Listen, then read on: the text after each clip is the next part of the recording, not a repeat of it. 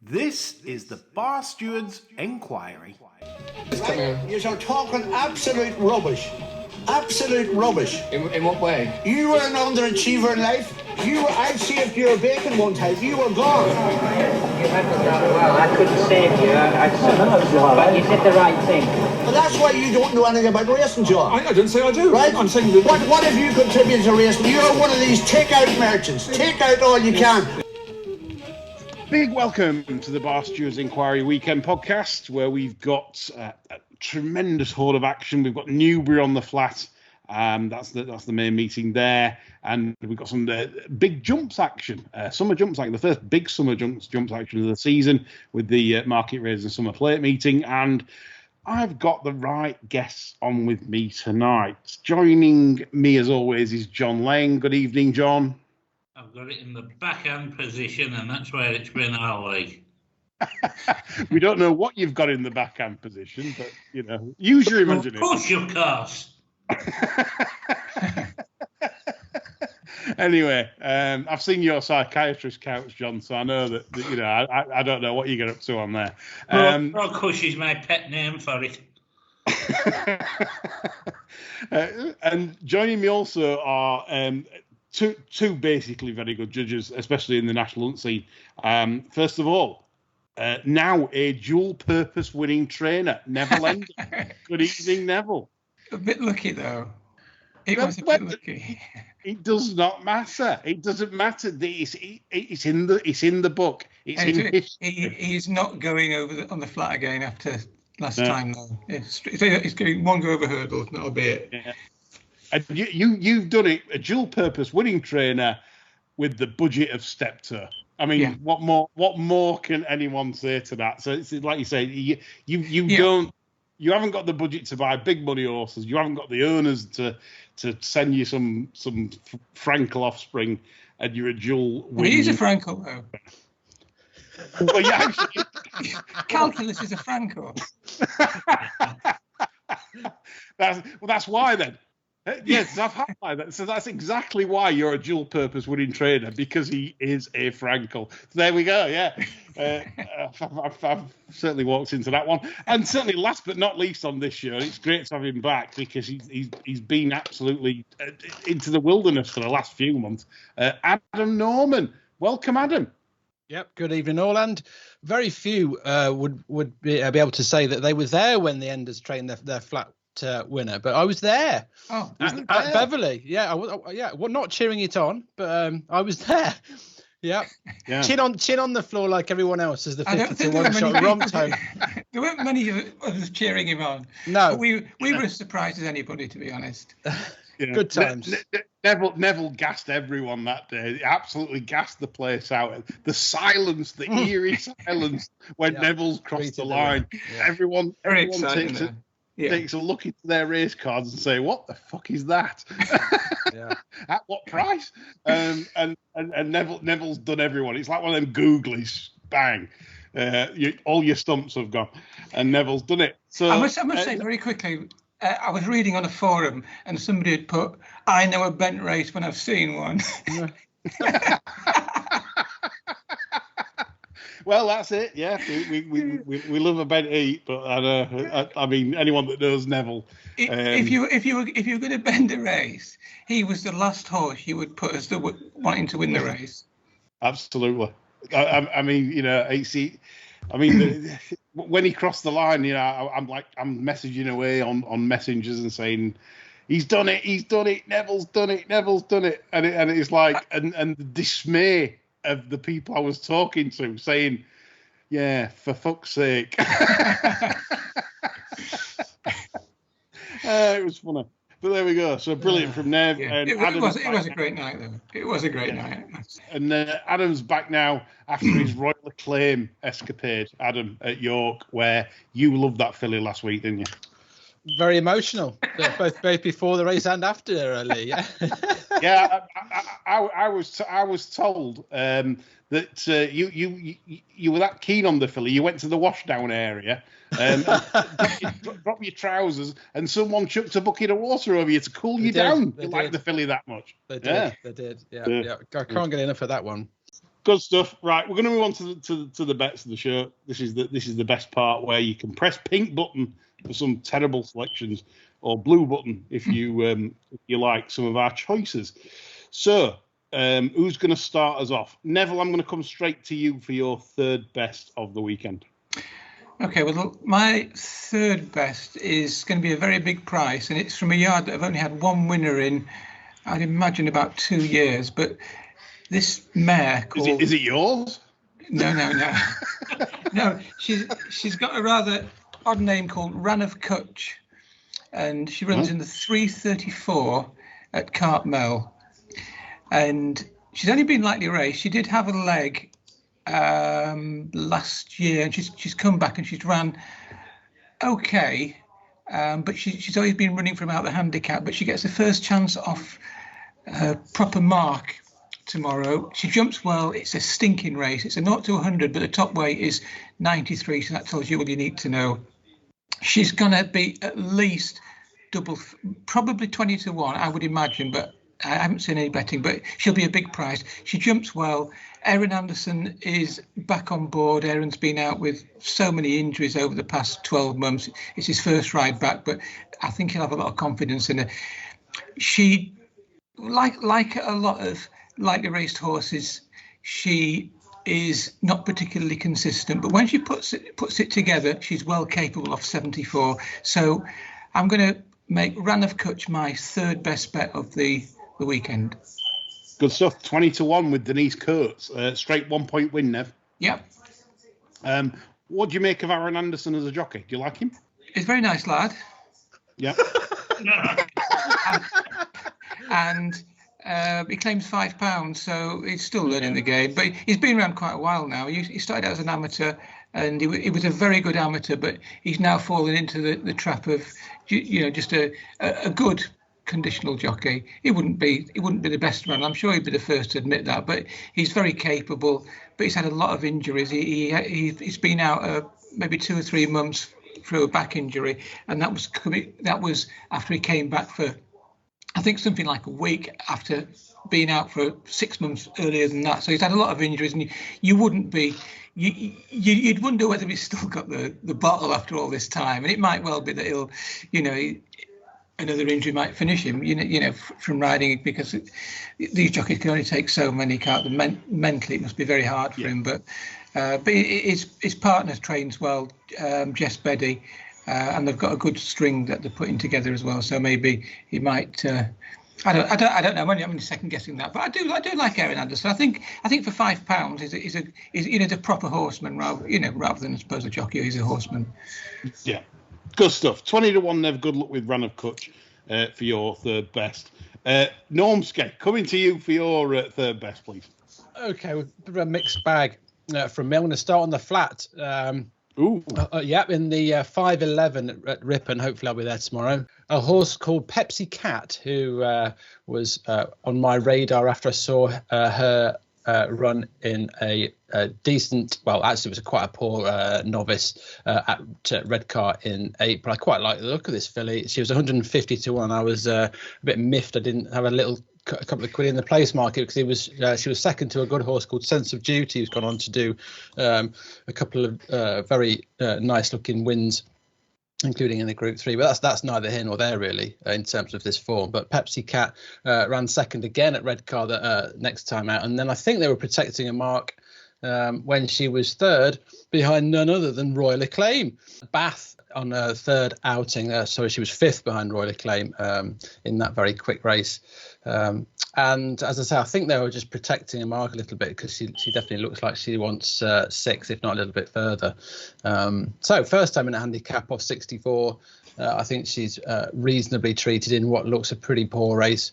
It's a maiden, lots of horses that have had quite a few chances. And I quite like Steph Hollinshead. She's got 1 or 2 nice looking types that pop up every now and then. And I think this one might well do so tomorrow. So what looks like it could be around a sort of a 5 to 1 shot. Pepsi Cat for a 1 point win. 7 to 1 Denise Coates for you, Adam. Lovely. Only thing I'm disappointed with Steph for, and she needs a bollocking about this, is that she could have got this off a bad dart score. I think 45. I mean, she's tried her hardest to beat Sense of Duty. I watched the race. Right. Tried her absolutely. Duran was on, and then Duran on again for Frog Eyes on against Kidwar. Yeah. And then you're thinking, what are you doing? Slow down, son, slow down. Yeah. And then, like you said, last time they probably did look after her a bit more. Possibly, but yeah. The filly's got ability, definitely, but imagine this off about 50. Yeah. We'd be whirling it around. I think the problem is if they'd have run it sort of further down the field, I probably wouldn't have noticed it. I don't know. It's hard to say, but the fact that she was able to show a bit of ability on the first couple of occasions means that she's sort of on the radar. So. And I'm quite out. I mean, as I say, anything at sort of 5-1 plus is a very backable price, isn't it? Whatever the mark. And in an 8-runner race, you could have a little bit each way. But as I say, I think for me, it's just a sort of it's a classic little win bet, isn't it? Yeah. Yeah, 1 point win at sevens, and it'll probably blast off from the front as well. Again with Frog Eyes on board. Jonas Leng for your third best, please. Yeah, it's the best bet. It's fairly boring, to be honest. It's post-impressionist in the 455 at Chester. Oh, what a horse this is. Yeah. I thought it was still a bit babyish last time. Can come forward for that, really. I think the sharp track will be no problem whatsoever. Just let him jump into the bit and travel. There's exposed rivals. I don't see a lot of problem with this. I think anything above even money's pretty good value, to be honest. I completely agree. Me and Quentin Franks had a conflab after Ascot, and we still said that this horse is definitely 100. We're absolutely adamant it's 100. Yeah. So you've probably nailed the banker of the day, I reckon. You should have gone 3 points and full blogger. I've no shame today. I'm going to go bloggerish because I genuinely think it feels like a Favs day tomorrow. And Post Impressionist, massive chance, 6-5 with William Hill-John. Yeah. So I don't think it's that boring. I think John's messed up with the stakes really. He should have gone 3. But anyway, Post Impressionist. 3 points though. Well, that's it. I don't know. Listen, yet have I? Yeah, tell me to fuck off and shut up. Right. Fuck off. Right, onwards and upwards to my third best. It goes in the 203 at the Curragh tomorrow, and it is the Anglesey Stakes, a good contest. And I am very sweet on one that I mentioned on the sermon a few weeks back, which is Yosemite Valley. It's a brother to Pisbadeel. And I'm pleased they run it in a group race, because if they'd have ran it in a maiden, it'd be 4-7. And that's just boring for everybody. So now we get a bit of 5-1, where the one that beat it is 4-1 in the race. It'll beat that, which leaves you then to beat the O'Brien Hot Pot Little Big Bear. Well, I think he can, because if anyone watches the race back, visually this was very impressive. And the other factor in the race is that Donica, the fetus, has got another one in the race, Bad B. And Gavin Ryan has rode that on every start, including when it finished second to Statuette in a Group 2 last time. So the fact he gets off that and onto a maiden horse that's just finished 4th on one start. John, I think this is another Sissoko. I do, honestly. I think what you spotted last year, I think it's that good. I think that's significant. Gavin Ryan on for the first time. Bad B's rated 98. So they must think it's better than that. Mm. Well, Little Big Bear's only rated. Little Big Bear's 104. Well, that's 5-6. So how can this be 5s? It can't. So 1 point win. Yosemite Valley 5-1. Generally available. All bookmakers get steaming into that for the fetus and Gavin Ryan in the Anglesey. So that completes. We love the fetus. Except, did he sell Sissoko to Hong Kong, John? Yeah. Yeah. Sissoko gone King Kong. So we never got to see the full potential of Sissoko over here. Okay, round 2 for the 2 pointers. Some noodles now, aren't it? Singapore. Yeah. With some crispy shredded beef. Okay, well, John, I'm coming. I'm going to knock it straight back to you, John, for your 2 pointers to see if it's more interesting than your first one. Well, it's slightly more interesting, but it wouldn't be getting the lump in the pants a la Adam Norman. Hey. This is also at Chester, and this is Happy Tim's Solid Bay in the 233. It was probably underwhelmed a bit this year, but I think there's excuses. Ran okay on debut, as okay as you'd want for one of Tim's on debut. Then found York too hot behind a subsequent Ascot winner. Was always on the back foot last time, but was dropped in trip. He's back up in trip tomorrow. Only a pound above the last winning mark, and a lovely drawing 2.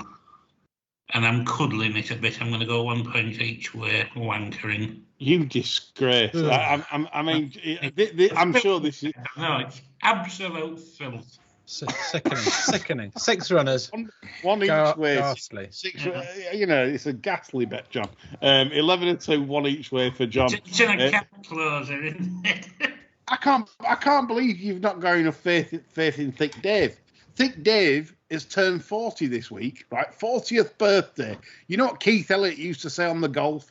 Back 30-year-olds, back 40-year-olds. They're in the prime of their life. They're bouncing. It passed the 38 in a bad light, to be fair.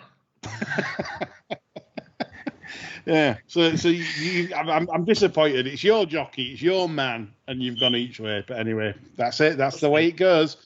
Yeah. Norman, I'm coming back to you for your number 2. Okay, right. So we're returning to the proper stuff here. The big race of the day is obviously I don't even know what you call it now. The big race of Market Rasen. What is it called, lads? Summer Plate. The Summer Plate. Handicap chase, the Grade 3. Yeah. Thank you very much. Yeah. It's obviously very wide open. And I'm sure Nev's got plenty to say on this. I think there's 8 last time out winners coming into it, so that makes it interesting. But what is interesting about that is that obviously they're all higher in the weights, in form. Makes it quite tricky to assess where they're going. 1 or 2 of them are very unexposed. Mortlach in particular, Tardry another one. It is a very difficult race to assess. I'm going to go with Man of the Mountain, who has sort of more sort of spring autumn form against proper national hunt types. Didn't come back in any sort of form this spring. In a couple of runs was disappointing, quite high in the weights at the time. Has had wind surgery since, and then ran very nicely behind the Machine, who is a nice horse in his own right. That was a decent contest. I just think with loads of pace on here, and they are going to go off like the shit off a shovel, as they say, with plenty of front runners like Texard. Who else is in there? Loads of horses that like to lead or push it. He can just use his good jumping and experience and strong travelling tendencies to get in a nice rhythm round there, which is, I think, the most important thing. And I can just see him arriving on the scene. He's a pound above his Cheltenham winning mark of last April. Again, that was a decent contest, a Grade 2. I think he's just got a bit of class against proper summer types here, and some that maybe just too inexperienced for what could be a bit of a sort of a harem-scarem type race. Not massively over the odds, I don't think, at around 15-2, something like that. But Man of the Mountain is the one I'm going to pick out, and you've got to go each. I'm sorry, lads, you've got to go each way in a race like this. So with 4 places. No. Just sit down at the back. Sit down. With four places in what could be like a 13-14 run handicap, we're gonna take the each way here and play it safe. I mean, say what you like. For the stick you gave Andy Richmond on previous shows, and we'll continue to do so. We will continue to do so. So I'll give you options then. You can have 15-2, 5 places with William Hill, right, each way, or you can have 8-1 with Kurtz, 4 places. What do you want? That's the classic question, isn't it? I'll take obviously I'll take the extra place, won't I? Yeah, Christ, just like John did in the Magnet Cup. He had 19 places last week in the Cup for the Queen's horse. A terrible year. from the pair of you. Yeah, you definitely exceeded my expectations. I think if I was at the track, I would definitely I'd back it to win and probably have something else with it. With 4 places, 3 places on the track wouldn't be of any interest, but with 4 or 5 places, you've got to take advantage. So at this stage, that's the bet. 5 places, 15-2 each way for Norman, man of the mountain. One that I think John were backing last year, John. I think you had a few bets on this, John, last year. Yeah, tailed off it was.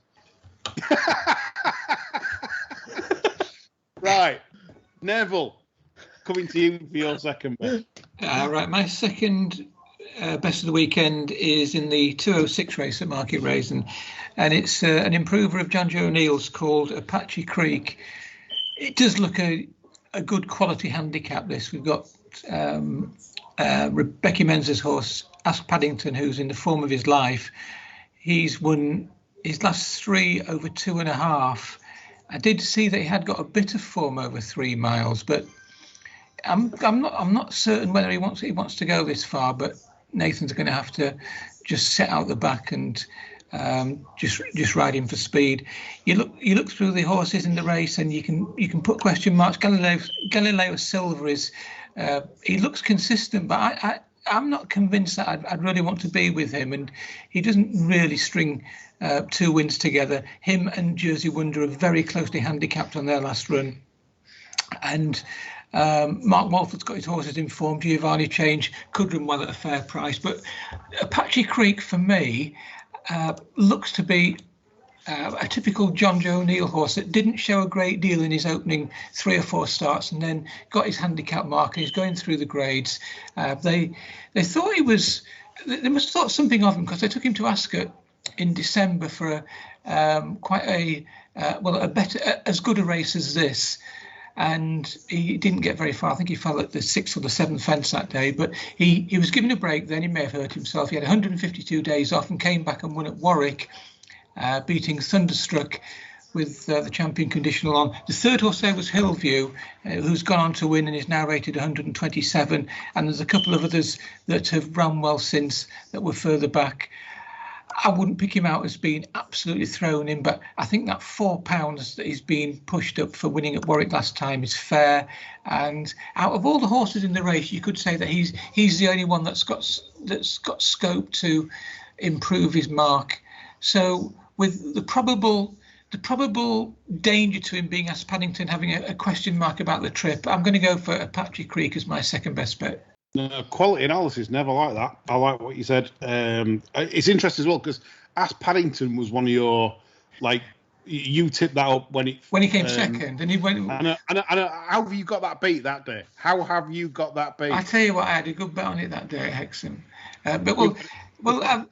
My pal, who is very close to us, he said to me that the horse was well handicapped, and he came second, obviously, at Hexham, and then won his next 3. But to be fair, I did back him on his next 2 starts as well. But isn't that what all pro punters bets do? When you find well handicapped, you get it beat off ridiculous marks, and then it lands a hat trick.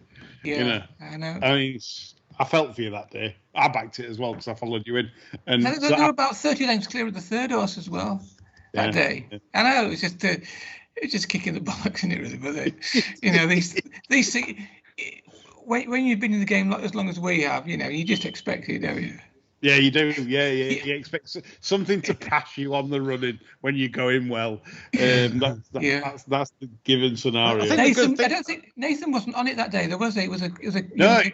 Yeah. I questioned the jockey. I said to you, do you know it was Peter somebody or other? Peter. Yeah, was it Kavanagh or something like that? Yeah, Peter. I said, do you Peter know Coleman, was it? Coleman. Peter Coleman. Yeah. I think did he claim 10 as well? He claimed 10 that day. I think he might have claimed 10. I think the thing about that run was that it signalled that the horse was back in form after a very cold winter, and Becky was getting a mark down essentially after inheriting a badly handicapped horse. So definitely the next couple of times they ran it on soft ground. It won't go on the soft, and they ran it on soft, and as a consequence to that, it tumbled down the handicap. Yeah. But it's very hard to improve a horse that Tristan Davidson's had.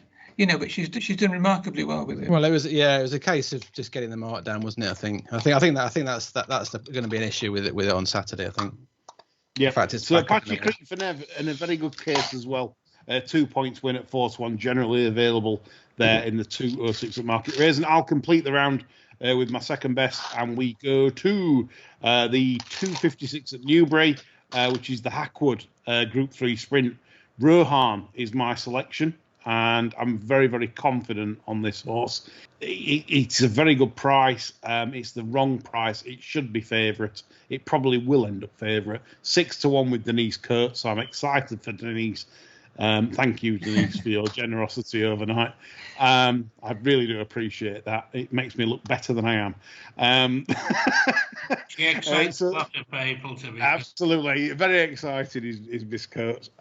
So this is a very strong renewal for this Group 3. It's a good race, but there are factors here that indicate that they made a mistake, did Dangerous Dave Evans, by running the Workingham. They should have run in the Platinum Jubilee, because the sectionals reveal all. And this was very impressive. The 12-second final furlong from Rohan was miles quicker than anything in the Group 1 Platinum Jubilee. And the last 3 furlongs was also quicker than anything in the Platinum Jubilee. So Rohan just blitzed them for Tur, which he's done on several occasions last year when he was in form in the Group 1s and the big sprints. He's come right back to his best.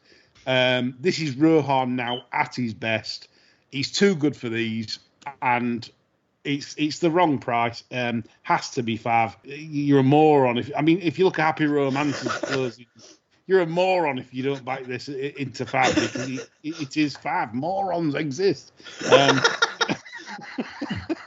Minzal's not trained on for me that well. I think he's quite small. I read one of Adam Norman's paddock comments about him, and he said he wasn't. He's just a small, medium type. Man of Promise has got the penalty from his wins when he was juiced up in Maidan, and then you're going into absolute rubbish really after that. They'll back a few because it's that kind of race where you can get some good each way terms maybe, but nothing's going to beat this tomorrow if it turns up. Rohan under the Holly Doyler, 6-1 with Denise Kurtz. So that's finished the round. Okay, 3 pointers. I'll wheel us back round. I'll start again while I'm talking. We'll go to 241 at Market Rasen. Big shock. Flatman tips over the jumps. Yes. And this is a quality split stake wanker bet. No, just for Norman. He loves these. Love a splitter. Split stakes for a max bet. It's his blogger style, but I can't have this bait. 241 Market Rasen. The summer handicap hurdle.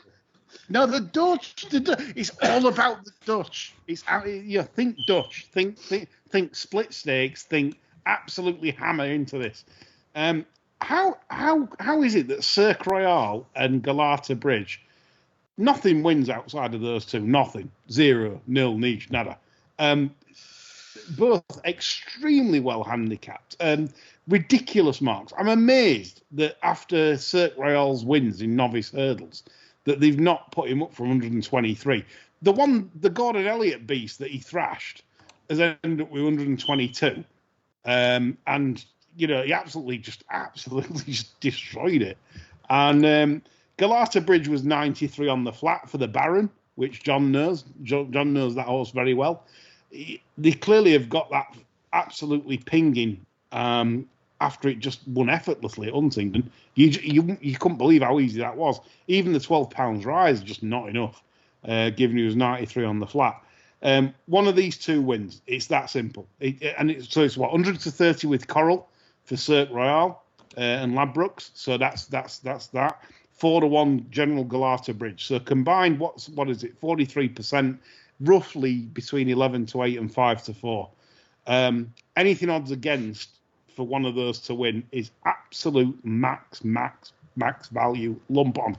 That's my split stakes wanker opinion for the best bet of the weekend. So that's it. Blogger-esque, but so what? Who cares?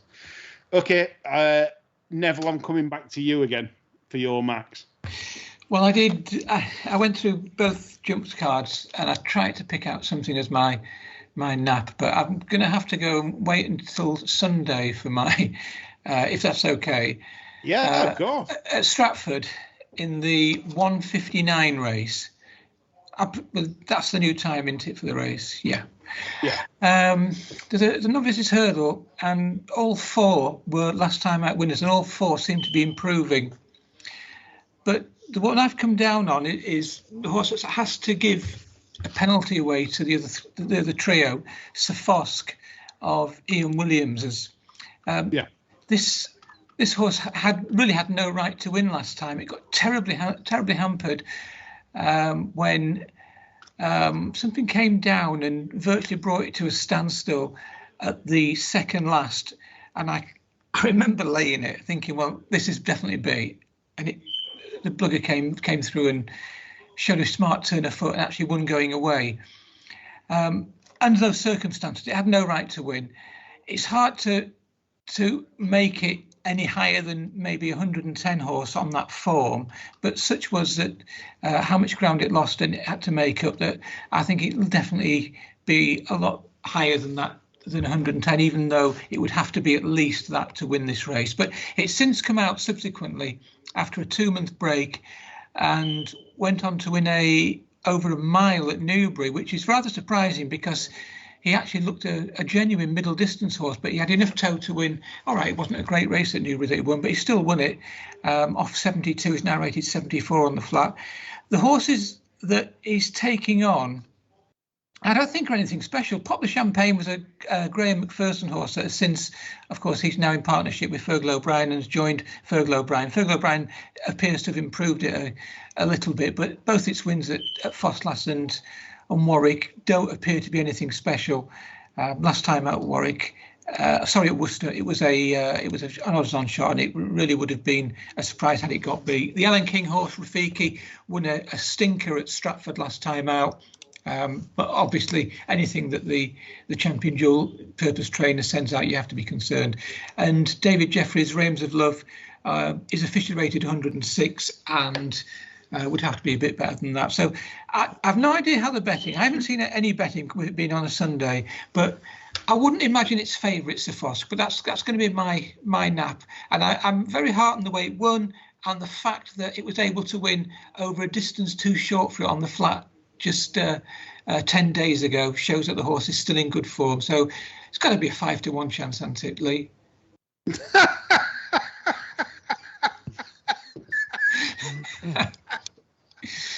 Nev's price is fantastic. Have you seen any better? I haven't even seen any better for it. I haven't seen a tissue. There's no tissue on the Racing Post site, but I'll take we'll go with what? Right, if Nev says it's 4s, right, that means at 15-8 is value. They're all winners last time out. They've got to get 3-1 the field. I just love Nev's pricing. He's fantastic. I'm the Fabs man, so I suppose me and Nev are like polar opposites in terms of like I test favourites. Yeah. But anyway, so I reckon Nev, if he's saying it's 4s, if you see 2s, folks, the night before, step in and take it. It'll probably start 11-8, and then Nev will get. No, it can't be 11-8, can it? Yeah. I reckon it'll be a 5-2 chance. Give us a Nev. Give us a give us a basement price for you that you would be prepared to back it at. Yeah, what would you smack into? 3-1. 3. Yeah. So no bet under 3-1.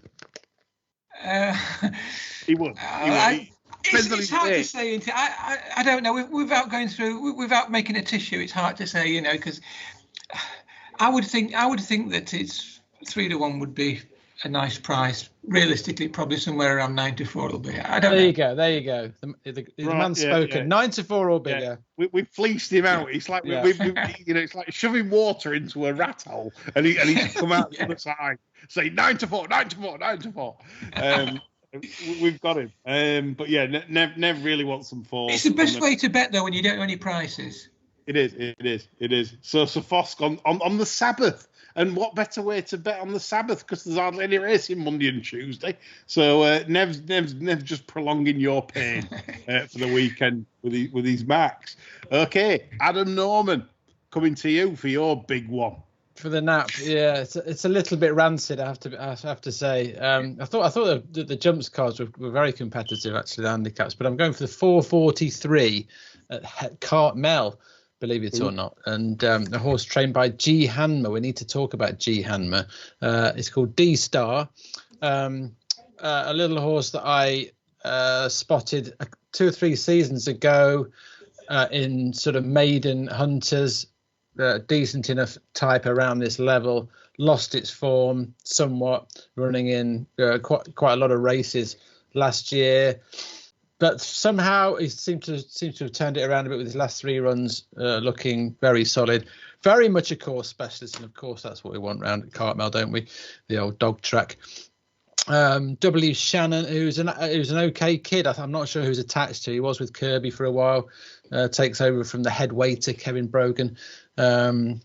D Star is going to be a short price, but I think something around 6 to 4 I'll be perfectly happy with. There's just nothing in the race that I could possibly put up as a bet against it. Frankly, Marmate Bob looks on the downgrade and it's tried in advisor for the first time. You've got things like a Hammond horse that could pop up. There's one from Brian Ellison's who is unexposed, and I suppose he's possibly the one that you would be most concerned about first time in a chase after 5 spins in hurdles, but he looks very modest. So D Star, been round there dozens of times, usually finishes first or second at Cartmel. If you go way back, you look at all his starts around there are very good ones. So with the ground riding okay, he's just dropped a tad in grade after running in Class 4 last time. So I think he can return to winning ways. D Star is the nap. So you've gone all blogger. Yeah. 443, 30-8 with Paddy Power Betfair. D Star for Norman. Should just be a shoe in this. Honestly, I just should. I must admit that the company it has kept before around here has been a little bit stiff for it. Yeah. But this race would be very bad. So you've probably spotted another good 5 like John's done with First Impressionist. Yeah. I mean, G Hanmer's got his hands on the magic carrots, hasn't he? The last couple of years, he's 35% this season. Strike rate, level stakes profit every month so far. Incredible scenes. 31 winners in the bag last year. I don't know what's happened down there wherever he trains, but he's taken on a new lease of life. So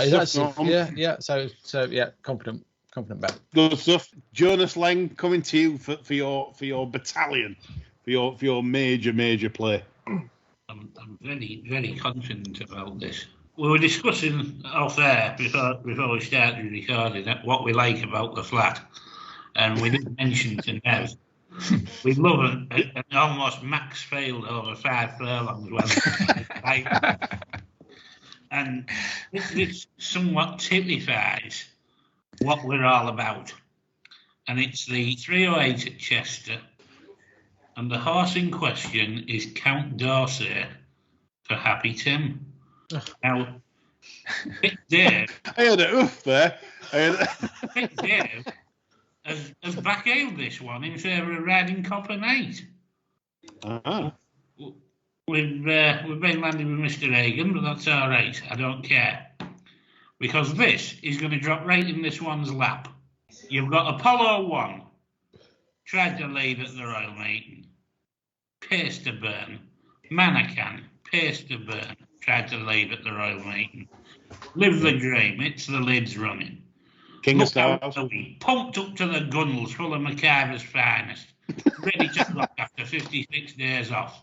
Yeah. There is a searing pace on in this. Count D'Orsay will travel just in behind these on the rail.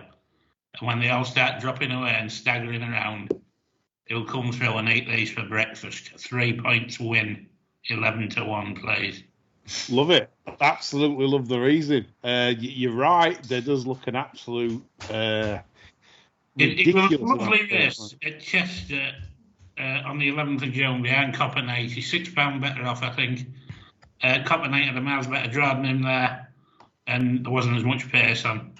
If he doesn't beat Copper Knight tomorrow, they're at it.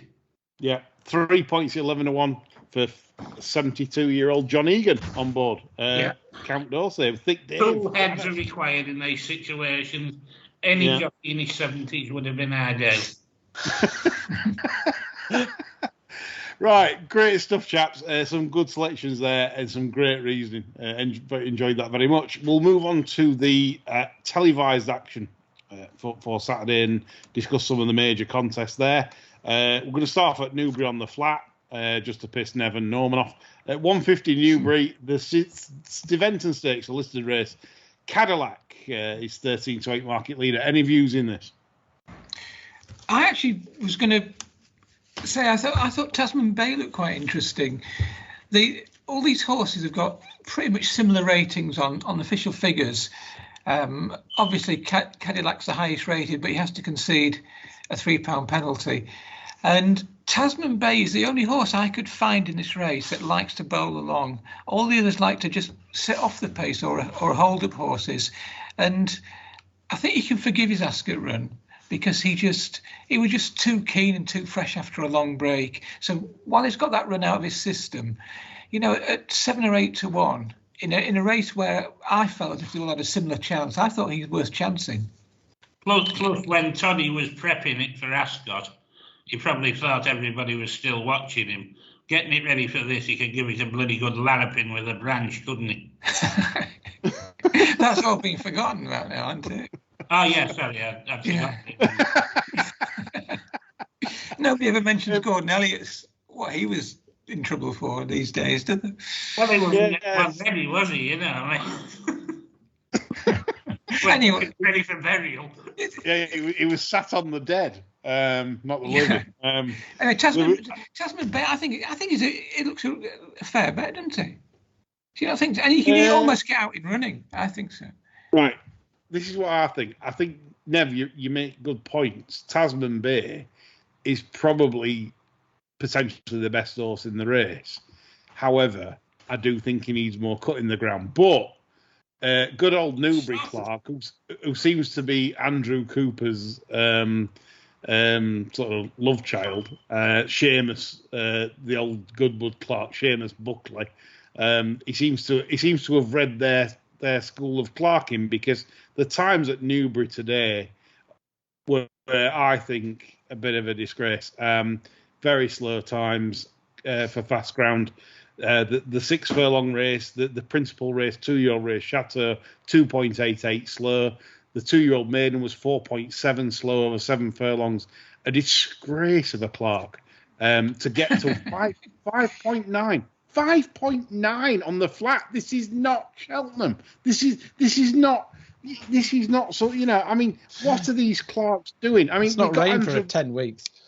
We got Andrew Cooper to produce lovely fast ground for the Eclipse meeting. The bastards bowed him into pressure. He had the fastest ground Eclipse he's done in years, 7.7.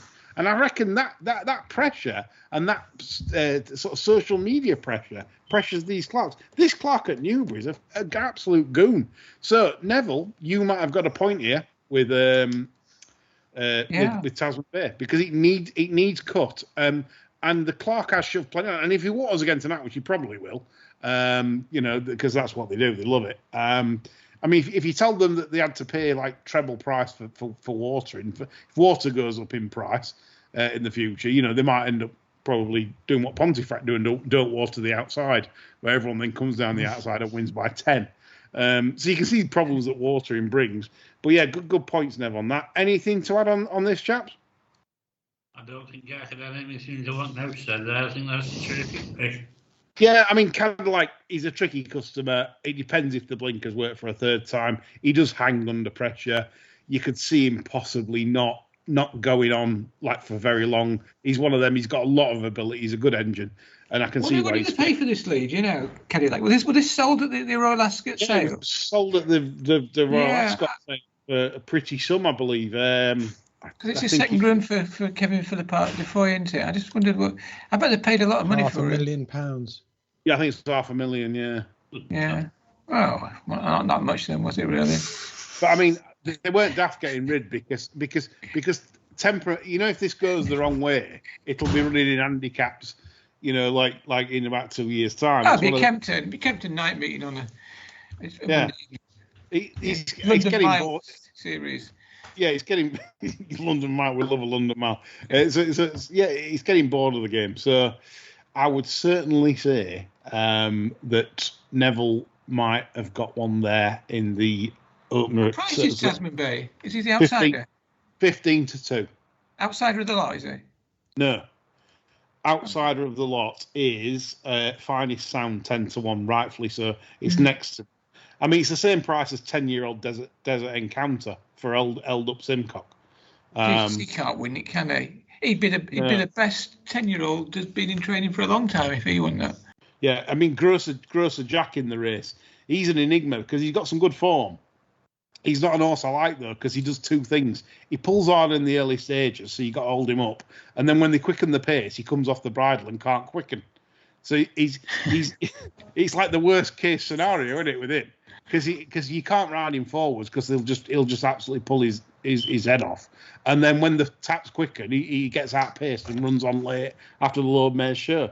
So I'm not a fan of Grocer Jack as a horse, but it is that kind of race where anything can win, really. So, but I like your case, Nev. We'll go on to the 221, which is the brilliantly named Highclere Castle Gin Cup Stakes. We love a gin on this show. And going sponsors. Yes, they should be sponsoring this show.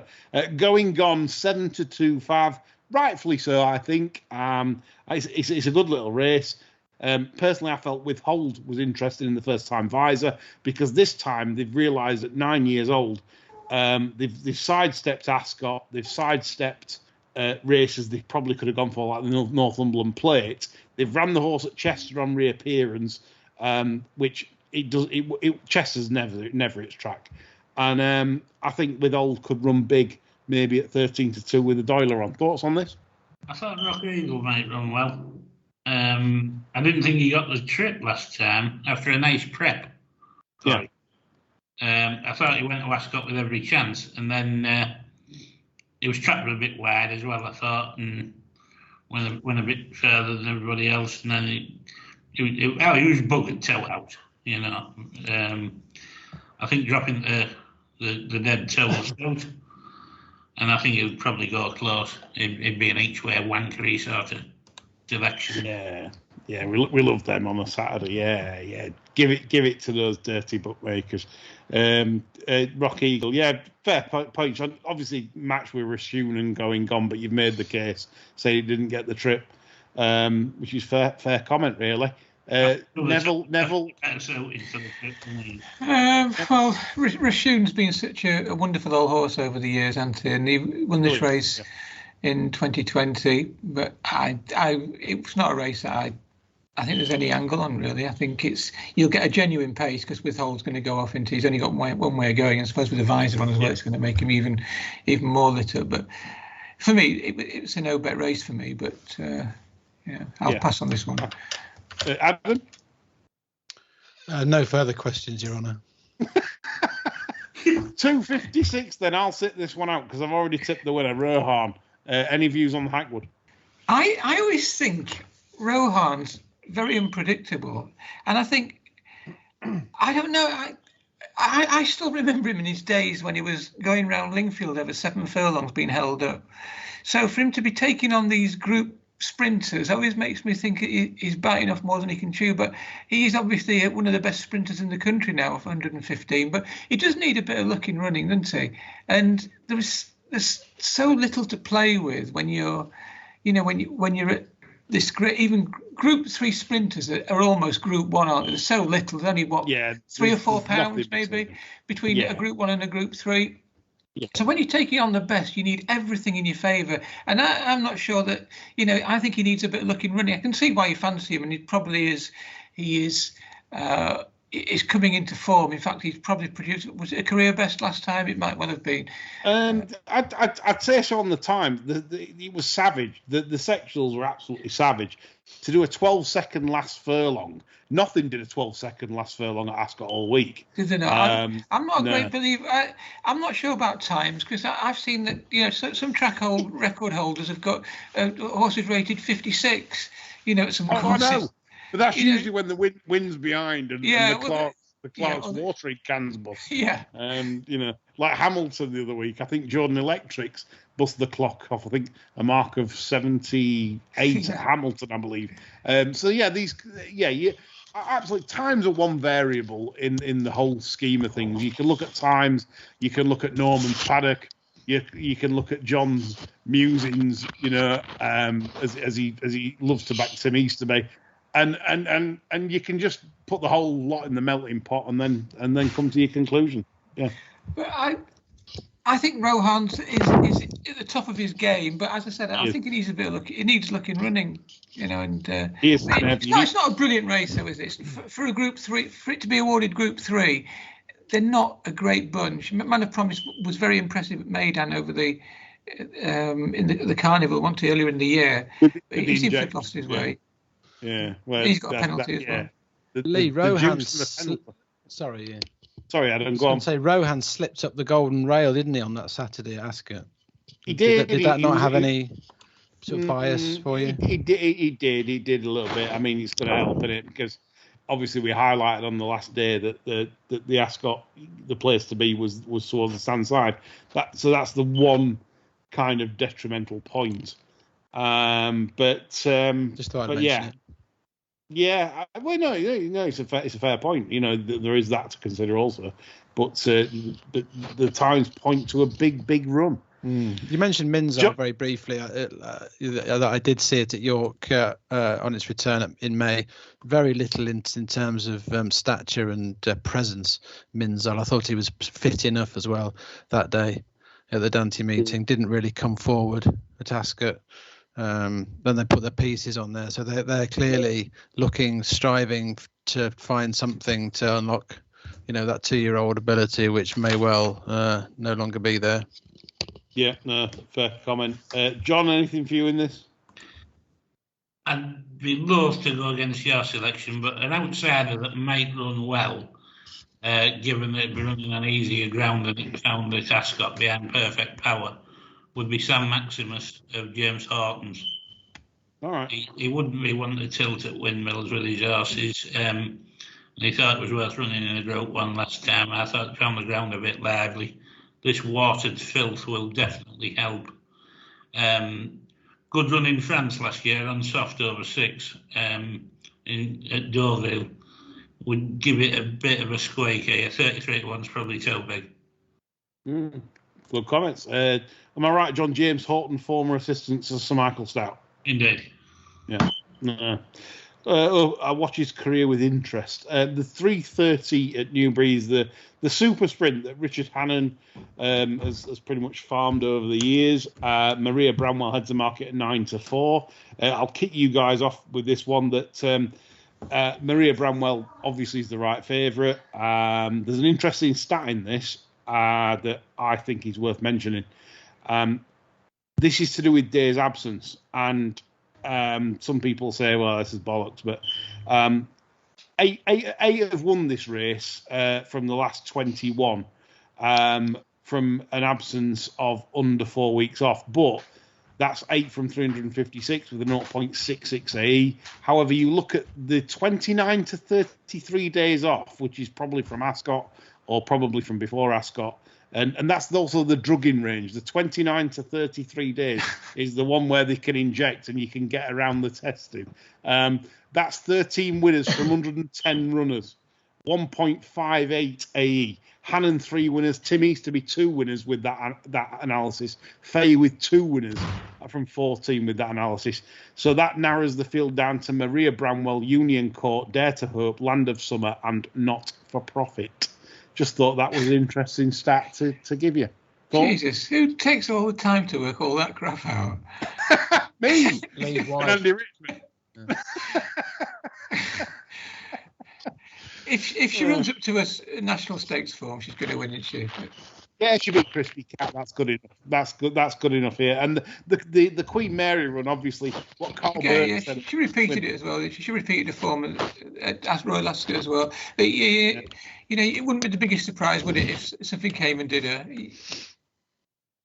Are you taking 9-4 now? I wouldn't even dream of it. They would have to bet I'd back her at 6-1. But the price is just too short. For a 2-year-old filly that's been ready for Royal Ascot, having won the National Stakes prior to that, to keep them on the go, it's not easy to keep them up. And she's going to have to run it up to her best to win, isn't she? There's horses in there. Archie Watson's horse is rated 96. I know that it has to give £5, but she's still going to have to run to pretty much near her best form to win. In a big field, and I don't know. I wouldn't be rushing to take 2-1, but I think if you look at it logically, she is the best horse at the weights. My view on her would be that very briefly, that I saw her win at Thirsk. I thought she was one for a bit later on.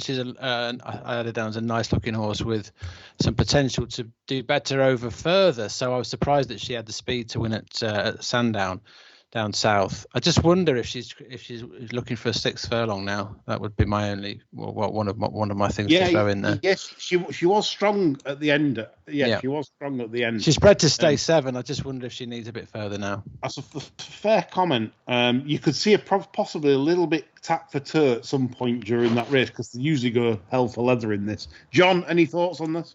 I'd be hard pressed to get Maria Bramwell bait, but I think maybe he's there to run well off the stand side draw for the scaffolder, the stable jockey. Well, John, the scaffolder, he's. Certainly with this horse, you could make a big case on debut. It beat Rocket Rodney fairly comfortably in the end. And the 4th horse has ended up being 91. Particularly. What happens if you had an accident at Ripon? That's the thing. Horses genuinely go through. I don't think you need to show relations on the wrong stride and everything, So I think you can put a line through that. Yeah. You need to, because it was a crap race, that. It wasn't. Yeah, Chris Fairhurst won the race. It was a big shock. So it was about 478 on the machine. A big shock that he's still fucking training. Yeah. Yeah, it was a bigger. It was a bigger score than Brian Lara on the machine. 470. I think it was. Anyway, but yeah, so it would have to step forward from that and go back to the debut effort. But I think at a price it might run well. We'll move on to the Irish Oaks, which has been a disappointment for certainly for probably race planners and everyone that follow the race, with Emily Upjohn withdrawn today, and obviously Tuesday not entering, so not declaring. So Magical Lagoon, I think, looks an absolute steering job, chaps. 5-4. The Ribblesdale form miles above anything in this race. Yeah, this is the biggest load of shit we've ever had posing as a classic in my lifetime, I think. It's the worst Irish Oaks I've ever seen, ever. Yeah, this is dreadful. We're barely above listed class A. Well, Magical Lagoon that won the Ribblesdale, I think the rating's about right, round about the 110 mark. So that's what you're actually looking at to win this, about 110. If you look at the second favourite, Trained by Grrr, that's 103. Emily Dickinson, Aiden's 103. Toy 101. History 104. Finella not got a rating. Show of Stars 98. That's pretty abysmal. We'll just have the lot on Shane Foley not fucking it up then, eh? I think, honestly, odds against this. We're going to tip it, but it's so short that, like you said, people don't listen to the podcast for 5-4 perks. Do they, John? We're personal impressionists, but Magical Lagoon. I honestly, odds against is mustard. It's just empty. It's awful for the Gosnells, isn't it, to miss a classic like this? Yeah, having to reroute to the King George and having to take on Westover, which is not an easy task. Yeah, Guthrie as well. Yeah. Emily Upjohn would have. She appeared to have tons in hand, and to lose a classic through no fault of their own is just sickening, isn't it? But I suppose it has made it more of a betting race, hasn't it, for the punter? Yeah, well, odds against Magical Lagoon, like I say, I think that's just wonderful. It's just how much you can get on. Just keep going, keep pressing, blue light blogger. Yes. Anyway, we've sort of run out of time. But so any other business chaps? Because me and John have got absolutely zero opinion on the rest of the jumps. None. No, nil. I can guarantee you, none. The 206 that we've pretty much discussed, haven't we? With Nev tipping Apache Creek. Apache Creek was a horse that I liked when I saw him win at Weatherby with a nice turn of foot and something in hand. They've taken the time with it. I was a bit gutted not to have had a few quid on last time. I didn't even know it was running. It's won in an average sort of race where they all sort of were in a bit of a heap. I'm just a bit concerned about that form, but he is a nice horse, and I just thought he was a little bit short for me at 4-1. But yeah, I totally get the selection with questionable horses up against it. There should be enough pace for it to run it. It'll be ridden in a similar fashion to Ask Paddington to show its turn of foot. Apache Creek was interesting. I thought the 241 was very difficult. Lee, you've tipped the front two there. I wouldn't again disagree with that, to be honest. I thought it was caramelised. She's lightly raced. She only had 4 runs over hurdles, and she showed her well-being when winning on the flat in June off 71. She's now rated 75. She's out the whole field. I suppose maybe Gilata Bridge has got a bit of scope to improve, but she'd have more improvement than most. I thought I thought a reasonable price, but there are you can pick 4 or 5 in that race, and no. One horse that's always intrigued me. Why they never run Ingleby Hollow over 2.5 miles plus? It always runs over 2 miles. Why on earth don't they run it over further? It was a 2 miler on the flat. Yeah. I just don't know why they have to keep it to 2 miles every time. I don't know. That's just a spectacle. Yeah. I mean, it's bred to be a miler, isn't it, or 10 furlong horse? But you're right. It's they usually out and out stayer on the flat. They usually ride it to come late as well. Yeah. Right. After Nev's dismissal of my absolute guaranteed Dutch bet winning tomorrow, and clearly John Lang's complete boredom at discussing national up racing, I'm ending the show. So that's all from me, Nev, Adam, John. We've sorted you out this weekend with some pearlers. And you will be winning with us this weekend, I know. We're back on Sunday with me, John and Chris, as usual, talking absolute bollocks, as we do. I hope you've enjoyed it. Bye for now.